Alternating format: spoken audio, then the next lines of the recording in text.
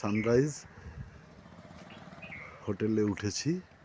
এখানে কটেজগুলো আছে, একটা দুটো, এই 3 নম্বর কটেজ আমাদের, 4 নম্বর কটেজ এটা।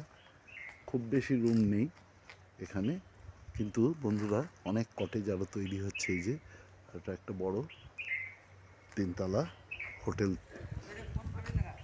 তৈরি হচ্ছে এদেরই, কিন্তু খুব সুন্দর সাজানো। দেখুন গার্ডেনিং, এসিও আছে, গিজার আছে, এগুলো দেখুন বিভিন্ন রকম গাছপালা দিয়ে সাজানো। প্রচুর গাঁদা ফুলের গাছ আছে। ওই দেখুন দূরে লাল লাল বিভিন্ন ধরনের ফুল। আর যেটা থোকা থোকা ফুল, এই দেখুন। আর যেটা দেখাবো সেটা হচ্ছে এই নাশপাতি গাছগুলো একদম শুকিয়ে গেছে, পাতাও ঝরে পড়ে গেছে।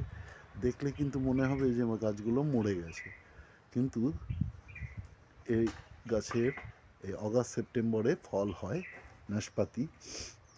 পরবর্তী সময়ে কিন্তু এরকম পাতা ঝরে পড়ে যায়, তখন দেখলে মনে হবে মরা, কিন্তু আসলে মরা না, জ্যান্ত গাছগুলো একদম সজীব। আর ঝাউ গাছ দিয়ে দেখুন পুরো সাজানো রিসোর্টটা। প্রভাত ফেরি বলে যে ভিউ পয়েন্ট আছে, সেই ভিউ পয়েন্ট থেকে জাস্ট 2 মিনিট ওয়াকিং ডিস্টেন্স কটেজগুলো। বিভিন্ন সময় বিভিন্ন রেট, তবে আমরা এটা 2,500 টাকা পার ডে কটেজগুলো পেয়েছি।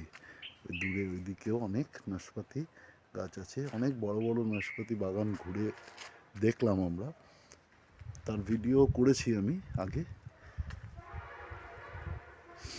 হোটেলটা পজিশনটা খুব সুন্দর, উল্টো দিকে পার্ক, নেতারহাট পার্ক উল্টো দিকটায়, ওই যে কটেজ মতো করা আছে।